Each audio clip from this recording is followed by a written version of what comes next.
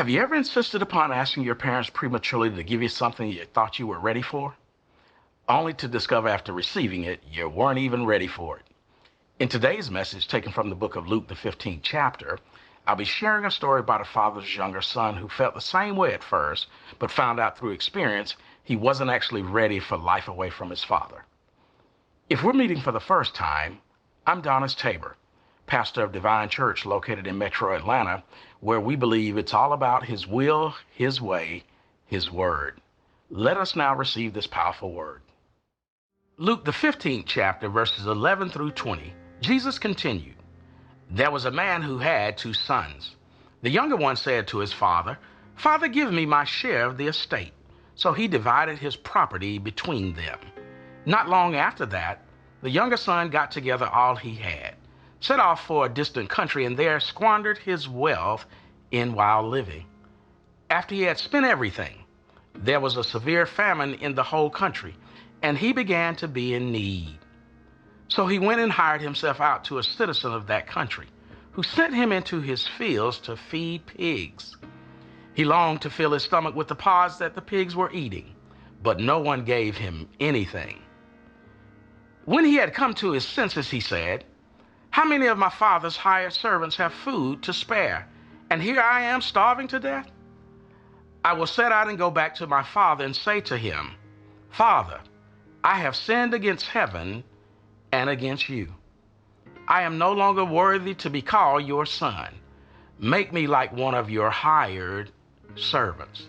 So he got up and went to his father." And for a point of emphasis, verses 12 and 19 in your hearing again. Verse 12, "The younger one said to his father, 'Father, give me my share of the estate.' So he divided his property between them." Verse 19, "I am no longer worthy to be called your son. Make me like one of your hired servants." I want to speak to you briefly today from this thought: from give me to make me. Here in today's text, we're fortunate enough to eavesdrop in on a conversation held between a father and his youngest son. This son has approached his father demanding his inheritance. While it is that by being one of the father's children, he has a right to an inheritance, he may appear to many to be out of line. Some of you parents watching might be saying, "No, he's out of his mind." You see, he starts out in verse 12 demanding, "Give me." But some 7 verses later, he's demanding, "Make me." As I studied, prayed, and meditated on this text, a critical point came to mind. In verse 12, the son says, "Give me my inheritance." But I believe he was really asking for his independence. At the time of our text, although it's not stated, it's reasonable to believe that this son is an adult. As I continued to study this story, it seems as if the son wanted the right to control his own life. After all, he was still under his father's roof. It's fair to assume his father had rules, and no doubt the son had responsibilities around the house. The nerve of him to be asking his father for an inheritance, when in fact what he really should have been asking for was insight. This would have empowered him to see intuitively into the situation he was about to get himself into. Nevertheless, the father granted him his freedom and possessions. I know, I hear some of your thoughts becoming audible saying, "Be careful for what you ask for, because you just might get it." But before we're so critical of this youngest son, perhaps let us pause and take a trip back down memory lane ourselves. How many of us couldn't wait to move out of our parents' home, thinking we were ready for our own place? Some of us even wanted to relocate far from home, just to experience the freedom of going and coming as we please. You see, many of our thoughts in the past were no different than this younger son's thoughts here in the text. He left home seeking fortune, perhaps fame, and definitely folly, but found failure, famine, and eventually himself without food. Some may blame the father, saying he knew or should have known that his son was not ready to leave home nor manage his inheritance.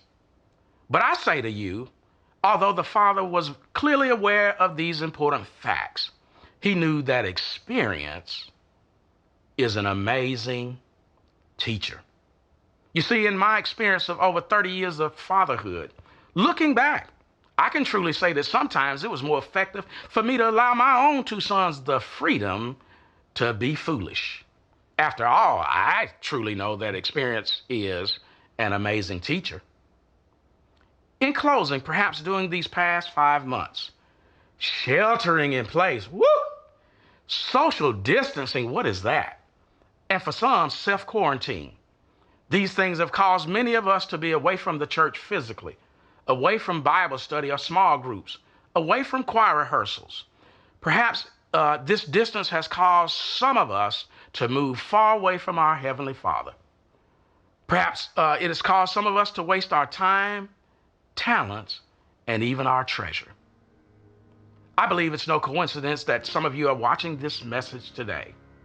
I believe God is saying to you watching, surrender yourself now to your own consciousness and admit that you have left the Heavenly Father saying, give me my freedom from my own family. Give me my freedom from co-workers. Give me my freedom from church folk. And finally, give me my freedom from responsibility. If you're that person, God is saying to you, come home. You may be saying, Pastor, I'm broke, busted, and disgusted. But I'm saying God is still saying, come home. Perhaps you're saying, but I've wasted so much. I'm so embarrassed, but he's still saying to you, come home. All you need to do is say, Lord, I left your presence demanding give me, but I'm returning to you asking you to make me. Make me love again. Make me forgive again. Make me believe again. Make me praise you again. Make me serve you again. Lord, make me whole again. This son in today's text left home demanding give me, but he was able to return home asking his father to make me. If you're like this son in this text, know even today, although you left God and his presence saying, give me, you can return to him saying, Lord, make me. From give me to make me.